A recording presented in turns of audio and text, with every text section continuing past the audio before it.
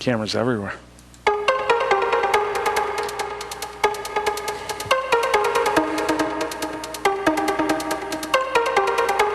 With all due respect, Greg, I'm just going to try not to suck your dick for the next half hour.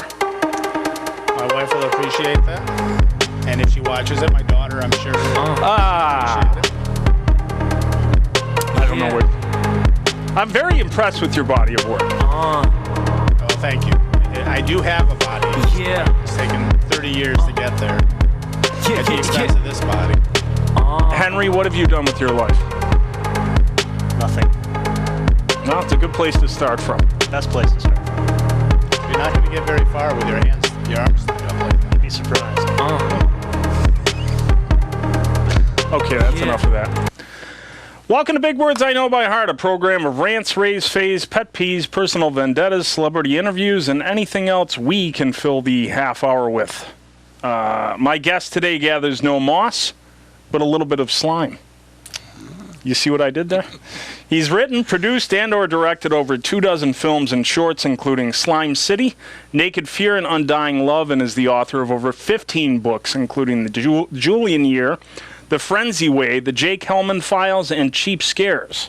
He won an Ippy Gold Medal Award for his novel Johnny Gruesome, and Fangoria magazine billed him as the hardest working man in horror. It's nice to finally present Gregory Lamberson. Henry, please clap. Your hands are tied up. Okay.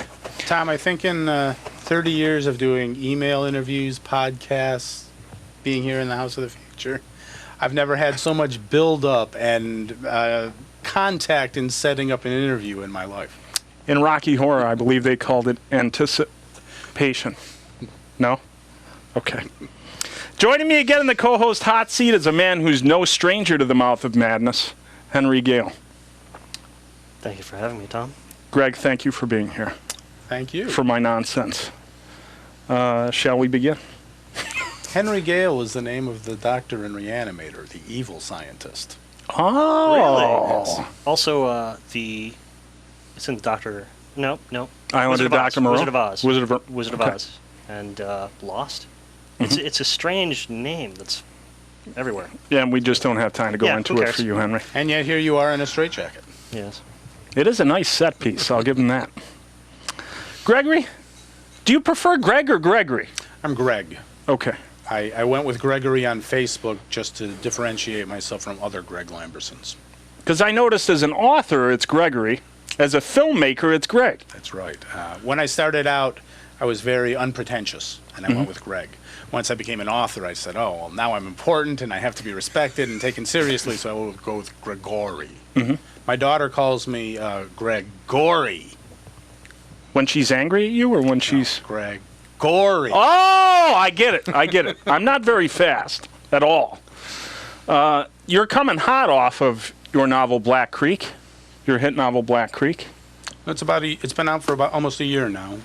It is my most recent book and probably the last one for quite a while. And that one is set in Love Creek, Love Canal. And it's one of two I've written that are sort of locally set. So, I'm just going to hark Rich in here. Rich, we didn't do a sound test.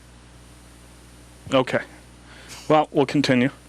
So the first serious question for you, my friend.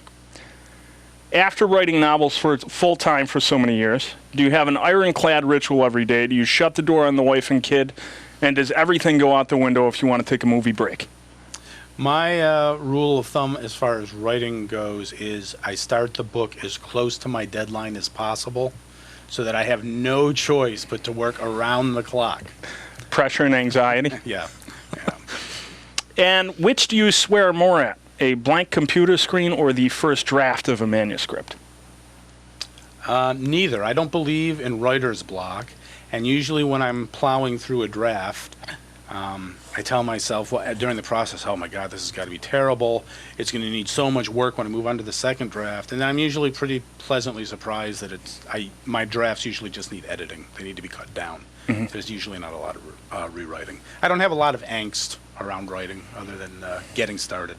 You feel at home writing because you've said in interviews that you feel you can write a vast landscape. You don't have to worry about budgetary constraints, right, and so forth. I'd been doing the micro-budget films for a while, and they were getting harder to raise money for, and the payoff creatively on such a low budget was really starting to depress me. So I turned to novels as a way to take some of my movie ideas and have $150 million budgets. I could do whatever I wanted. So yeah, very liberating. Mm-hmm.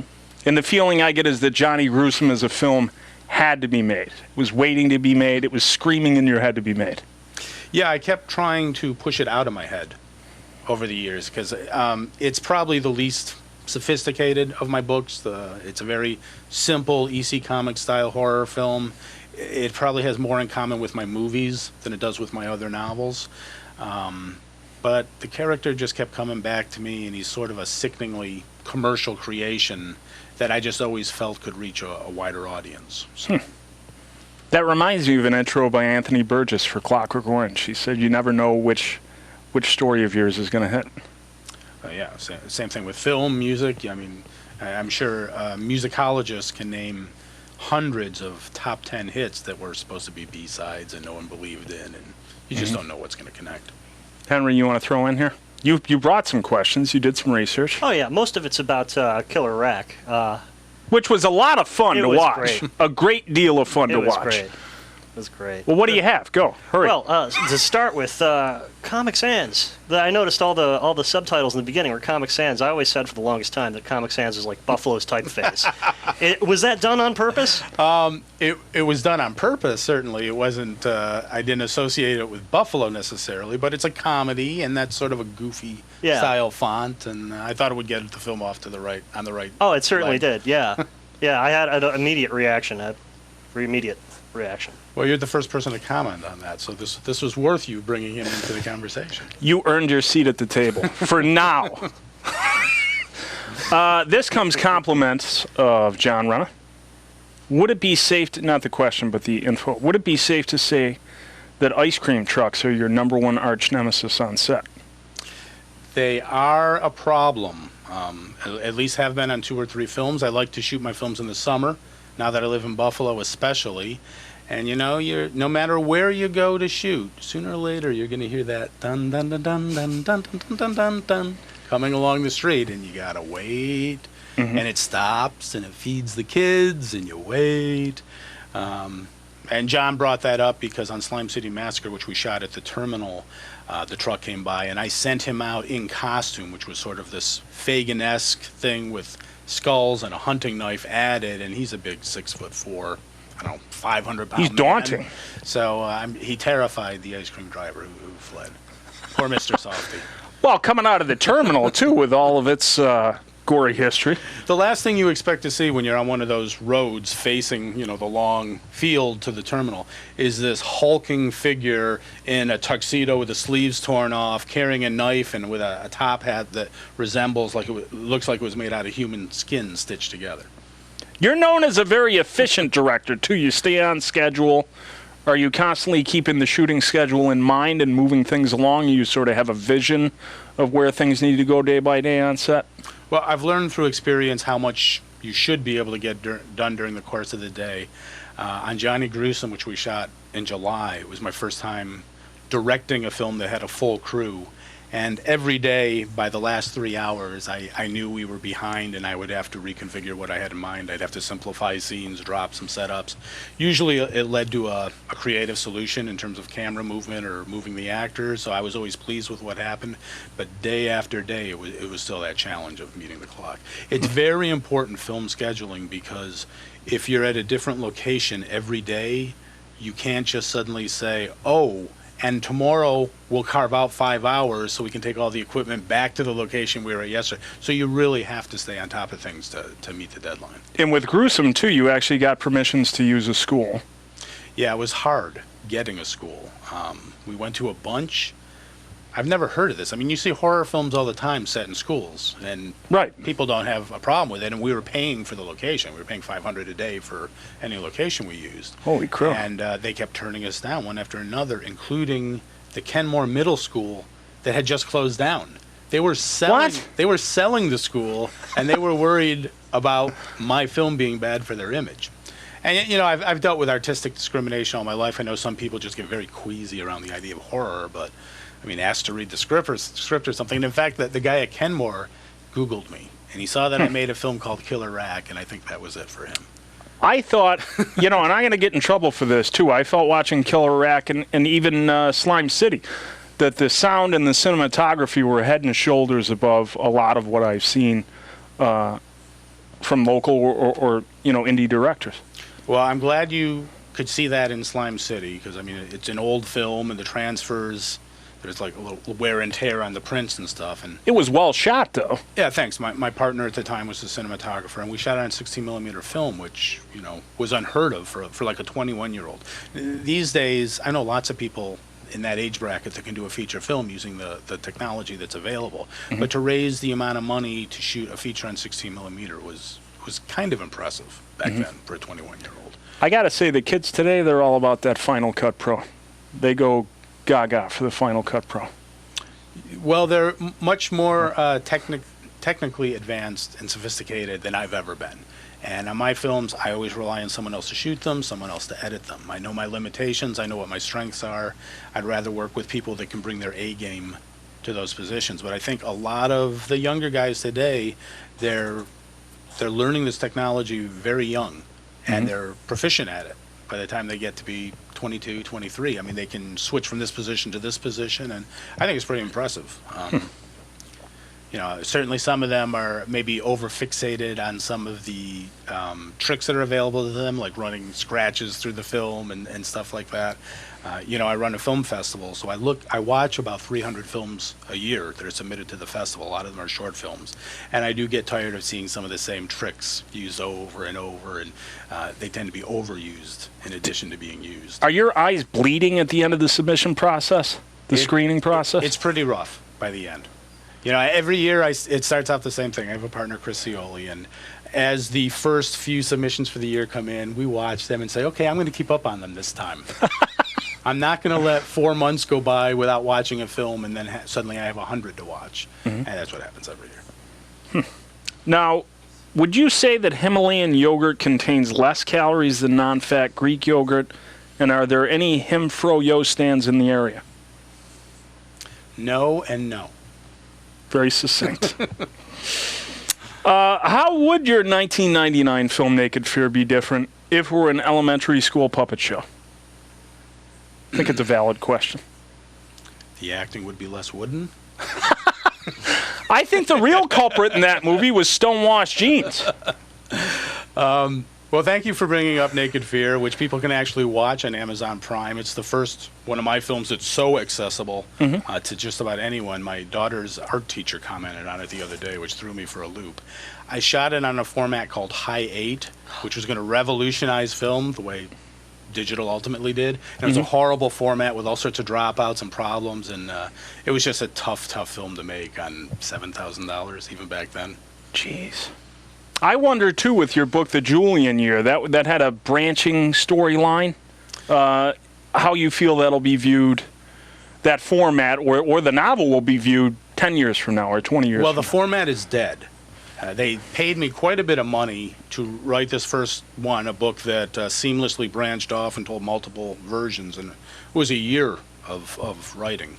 And it was so expensive to maintain the technology with Apple that after spending all this money on development and stuff, they just dropped it. So now it's out there as an ebook. There is no branching technology. There wasn't a lot of promotion for it once it switched to an ebook format, so I don't know if anyone will even remember it in 10 years. We'll see. Do you love the story enough that you think you'll go back to it and rescue it? I think it's my best novel, actually, and it's the most original idea that everyone on Earth is possessed by demonic forces on their birthday, and at the end of 1 year's time, everyone will be possessed. But I don't think there's nothing else for me to do with it. It's all in the publisher's hands. They own it outright. So for now, I suppose they could go bankrupt or something. But contractually, it was their product and their line, and they hired me. Just like if a movie studio hired somebody to do a novelization or a tie-in, they own it. The author doesn't. And your daughter, Kaylin, makes a lot of cameos in your films. Will the day come when you write and direct? Son of a bitch, I broke the fucking video board again. Please stand by. My budget is not as good as any budget you've ever had. You're back on. Will the day come when you write and direct a star vehicle for her? It could happen. I would be more excited if she wrote something and wanted to direct it herself. She's kind of fiddled with the idea a couple of times. She has a 2-page dialogue scene in Johnny Gruesome, and it is a scene which is the favorite of many of the fans of that book. I think it's one of the best scenes in the film. So, I mean, she kind of has that career path, I think, if she wants to follow it. She takes it for granted. It's just kind of a fun way to hang around with the people on set. She has no idea that she has an interesting childhood.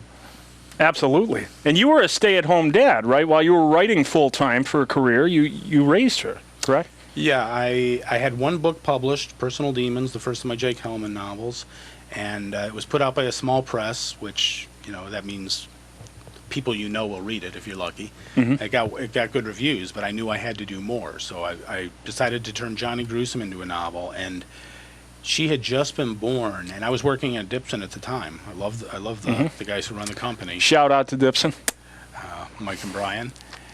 And we had that connection. My wife was working in the day, and my wife doesn't drive, so I go pick her up, throw the kid to her, then go to the movie theater and do the night shift. And I realized after a month of this that there was no way I was ever going to write another book if that continued. So I said, I'm going to quit my job, and we're going to make this work somehow.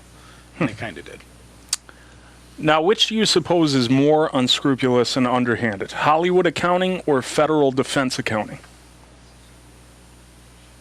I'm going to go with Hollywood. There was some speculation there.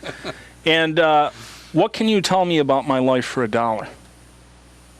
Well, few people have a studio of such magnitude that they can call their home away from home.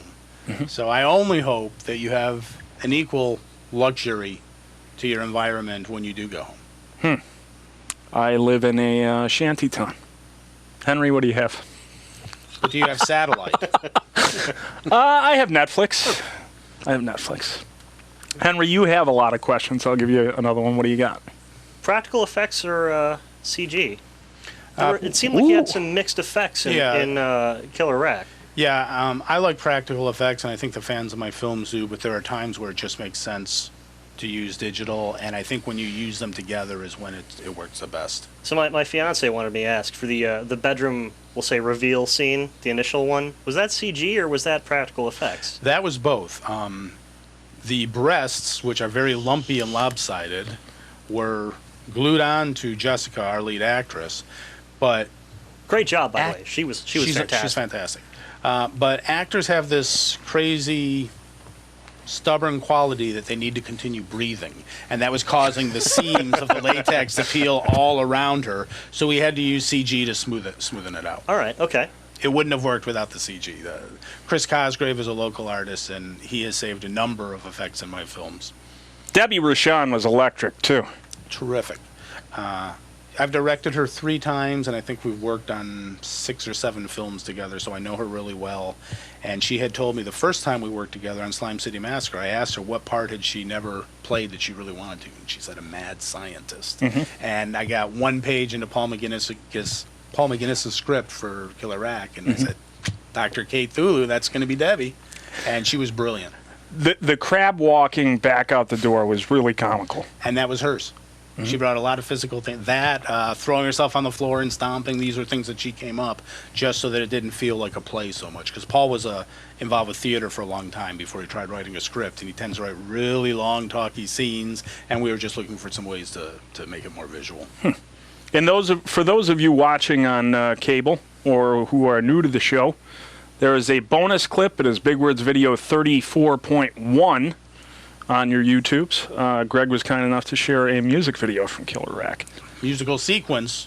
Sorry. I can change that. I can change that. With Lloyd Kaufman, who both of us thought seemed like more like Mel Brooks than Lloyd Kaufman. That's exactly what I had in mind. When Paul and I were discussing casting, and he had an equal say in the casting as a writer, we both said Lloyd would make a great Mel Brooks type shrink in this scene.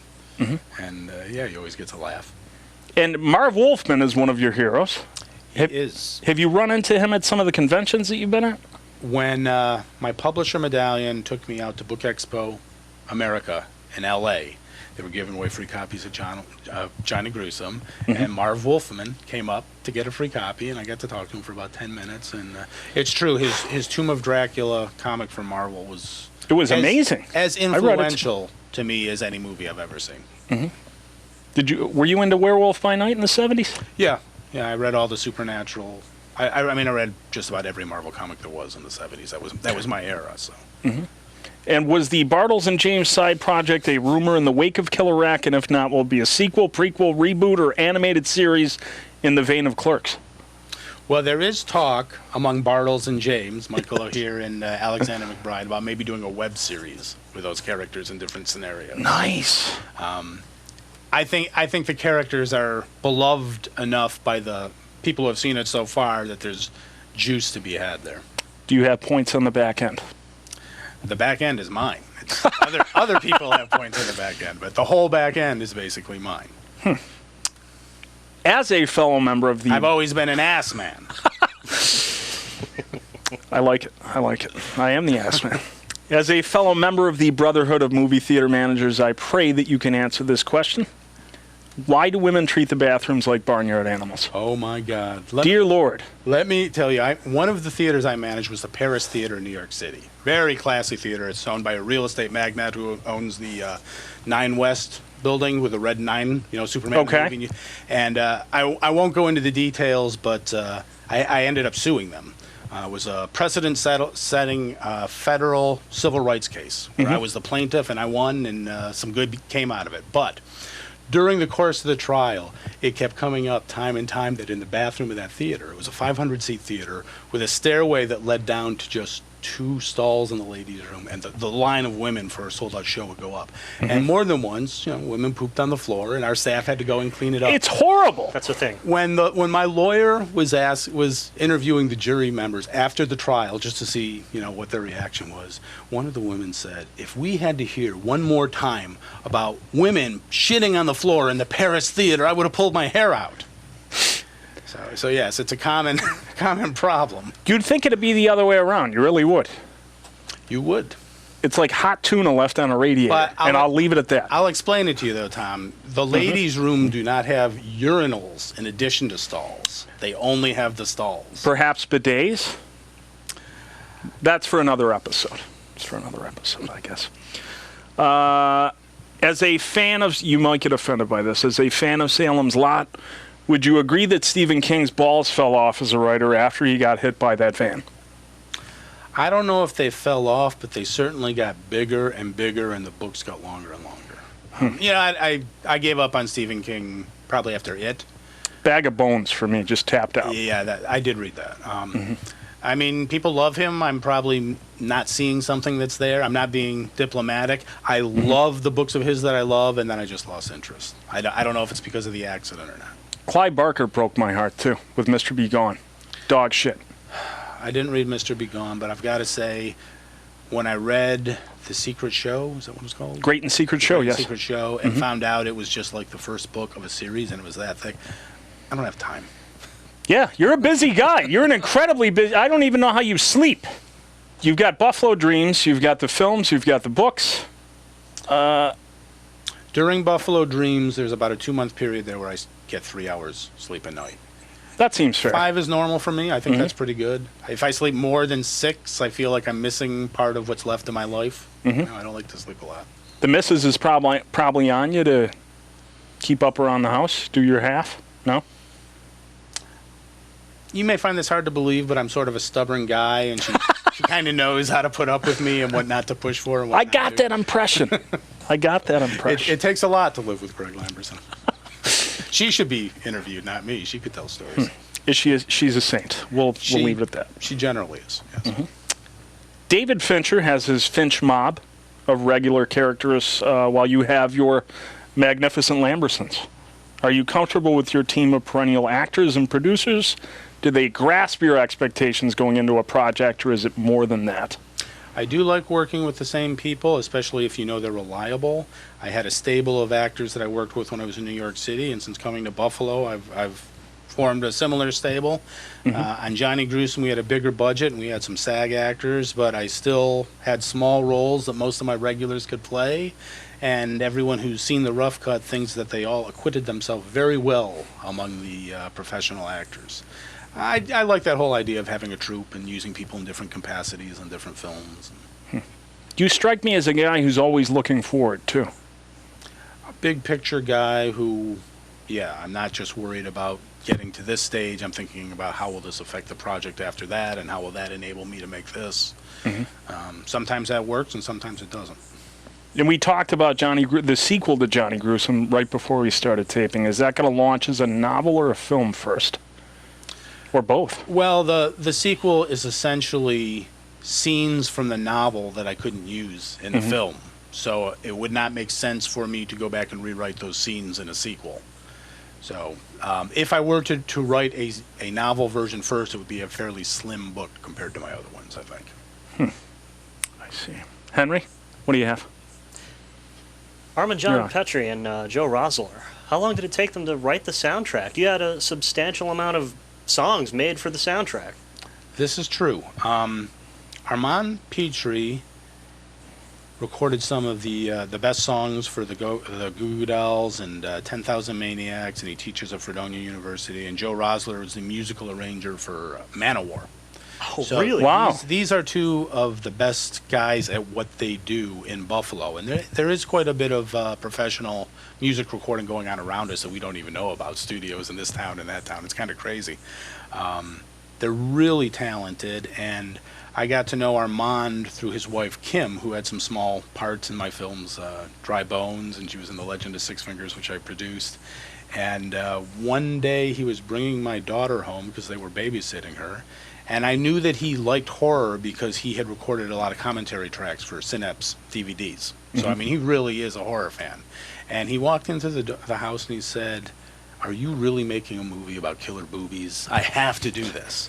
And it just sort of took off from there, and it was having him involved that kind of led to us having a musical number at all. I've always wanted to have a musical number in the middle of a film for no reason.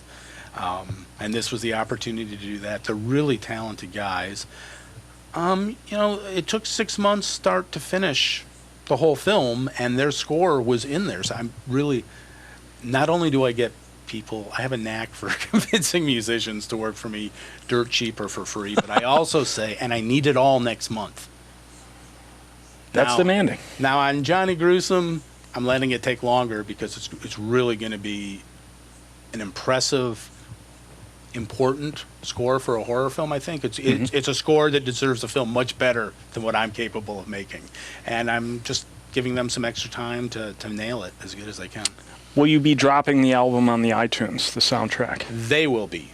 They will be. The exchange I made is they did the score for me for free. They get the soundtrack rights. Any money that it makes is all theirs. So they're actually expanding the song somewhat, and it's going to be worth getting. I found it to be excellent. It was extremely humorous. Was the Frank Zappa feel intentional as well? I would guess that wasn't something I ever discussed and that they articulated. But these guys are both musicologists themselves. I mean, they just know so much and so much of the history, and they're always throwing names at me that mean nothing to me. There's a heavy metal song that you hear snippets of that's really filthy. I believe it's the Gardener of Love. Yes, and that will be greatly expanded. I love that song. That was such a good song. It's very fun for me when I get demos of songs. I'm so anal. I will listen to them 100 times. Just like when I get a clip with an effect, I'll watch it 100 times. And I get so used to it then when they do the polished version with all the bells and whistles, I miss the old stripped down version. But it is so great to listen to songs based on something you've spent a year working on, to see somebody else putting something so creative together. It's strange. You mentioned Joe Rosler worked with Manowar. Now I'm actually seeing almost like a thematic connection. And This isn't the Henry Show. This isn't. No. I went to Armand's surprise birthday party a week and a half ago, and it was Joe Rosler's birthday. 40 seconds, guys, just so you know. And they were forced to perform at their surprise party, and Joe Rosler is an amazing performer. It was really cool. And is it Gowanda or Dunkirk? Is what? There's conflicting reports about where you came from. Oh, I was born in Gowanda. Do you get back there often? No. I mean, I was born in a hospital in Gowanda. My family was in Cattaraugus at the time. I really spent my childhood in Dunkirk and Fredonia. Well, thank you for coming on. Quick plugs. Killer Rack on Amazon. Yeah, go to Amazon, type up my name. It'll come up in movies or books. Buy anything you like. Johnny Gruesome on Facebook. See you in 2 weeks, everybody.